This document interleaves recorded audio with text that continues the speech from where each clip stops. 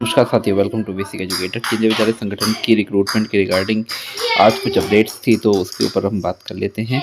साथियों, इस प्रकार से आपको पता है कि केंद्रीय विद्यालय संगठन की जो रिक्रूटमेंट है उसके रिगार्डिंग जो एडवोकेट अशोक अग्रवाल जी हैं, उन्होंने स्पेशल एजुकेटर की रिक्रूटमेंट ना देने के कारण एक कंटेम्प्ट नोटिस दिया था केवीएस को, और उसमें केवीएस ने जवाब दिया था कि जल्दी ही रिक्रूटमेंट जो है वो जारी की जाएगी। और जैसे कि हम लोगों को पता है कि जब भी रिक्रूटमेंट आएगी कंबाइंड रिक्रूटमेंट ही आएगी, आइसोलेटेड रिक्रूटमेंट केवीएस नहीं निकालता है। तो इसके अकॉर्डिंग जो हमें थोड़ा एक मतलब एजम्पशन था और आइडिया था कि हाँ, जो रिक्रूटमेंट है वो आपको जल्दी देखने को मिलेगी। बट इसके साथ साथ मैंने ये भी बताया था आपको कि कुछ अनफॉर्चुनेट अगर नहीं होता है तो उस केस में आपको ये रिक्रूटमेंट देखने को मिलेगी। बट अगर नहीं होता है तो फिर उसके बाद ये रिक्रूटमेंट आपको सितंबर के आसपास देखने को मिल सकती है।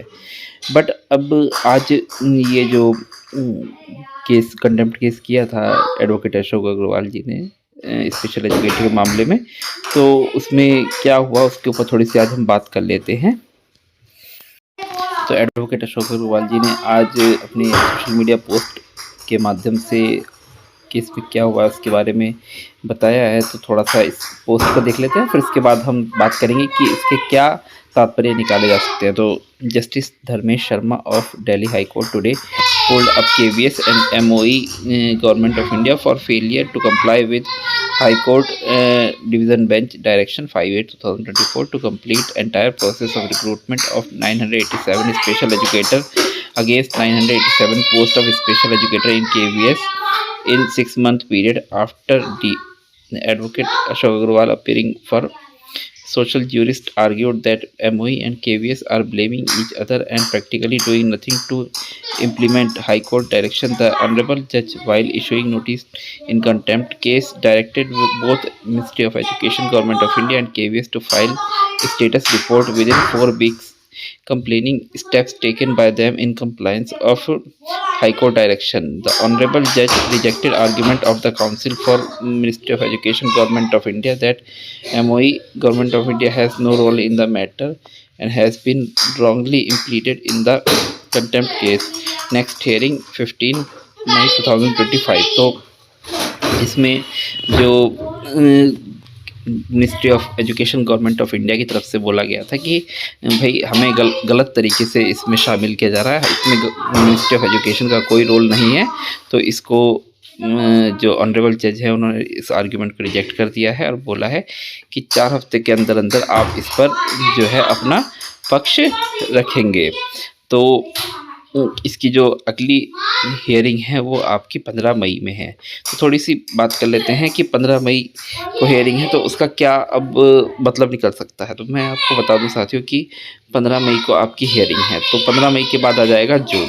तो फिर उसके बाद आपको पता है कि हमारे जो कोर्ट्स होते हैं, कोर्ट्स में समर वैकेशन अच्छा खासा लंबा चलता है। उस दौरान आपकी जो वैकेशन बेंच है वो काम करती है। वैकेशन बेंच में जो बहुत इंपॉर्टेंट मामले होते हैं वही लिस्ट किए जाते हैं, अदरवाइज़ जो रेगुलर मामले हैं वो वैकेशन बेंच के सामने लिस्ट नहीं किए जाते हैं। तो फिर उसके बाद समर वैकेशन हो जाएगी कोर्ट में, तो आप मान के चलिए कि ये जो मामला है फिर जून जुलाई में जाके मतलब अगर 15 मई को केवीएस या मिनिस्ट्री ऑफ एजुकेशन जाकर कुछ मतलब हलफनामा दायर करते हैं या कुछ गोलमोल अपना रिप्लाई देते हैं कि हाँ हम कर रहे हैं, रिक्रूटमेंट रूल्स बन रहे हैं, हम ने कॉन्ट्रैक्ट दे दिया है एग्ज़ाम कराने का, ये वो कुछ कह के अगर वो अगली डेट ले लेते हैं तो उस बीच आपका समर वैकेशन हो जाएगा और एटलीस्ट 2 महीने उसमें वेस्ट हो जाएंगे।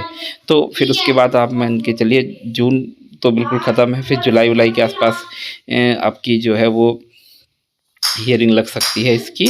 तो आप मान के चलिए कि ये मामला जो है वो टल सकता है। और जैसे कि मैंने आपको बताया था कि इसके बाद केवीएस की कोशिश यही रहेगी कि एनुअल ट्रांसफ़र ड्राइव को कंप्लीट किया जाए और फिर उसके बाद सितंबर के आसपास तक ये कंप्लीट हो जाती है, फिर उसके बाद आपका एक नई रिक्रूटमेंट दी जाए। तो यहाँ पे अब थोड़ा सा लंबा हो जाएगा। मैं ये नहीं बोलूँगा साथियों कि 15 मई को डेट है तो 15 मई को नोटिफिकेशन आ जाएगा, ये कहीं से कहीं तक पॉसिबल नहीं है।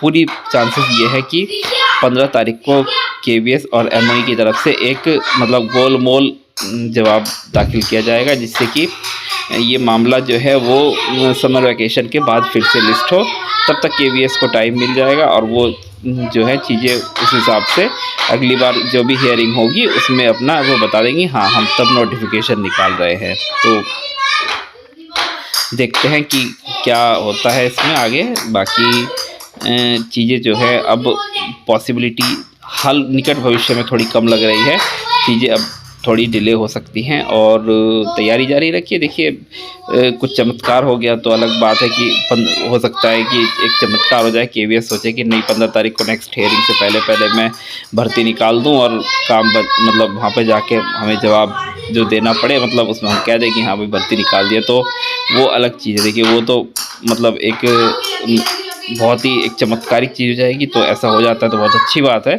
नहीं तो फिर ये रिक्रूटमेंट मतलब थोड़ी लंबी जा रही है और सितंबर क्या पहले मुझे ये रिक्रूटमेंट अब होती हुई बहुत ही मुश्किल लग रही है। तो फ़िलहाल बने रहिए, जो भी अपडेट्स आती रहेंगी हम आपके साथ शेयर करते रहेंगे। देखिए बट आपको सिर्फ एक ही काम करना है कि आपको पढ़ाई करते रहना है, क्योंकि आप आज से अगर पढ़ाई पर नहीं लगेंगे तो चाहे रिक्रूटमेंट 4 महीने बाद आए, 3 महीने बाद आए, 5 महीने बाद आए, सिलेक्शन तभी होगा जब आप आज से पढ़ेंगे। इसके रिगार्डिंग अगर कोई क्वेरी है तो आप कमेंट कीजिएगा, आपके सवालों के जवाब दिए जाएंगे। धन्यवाद।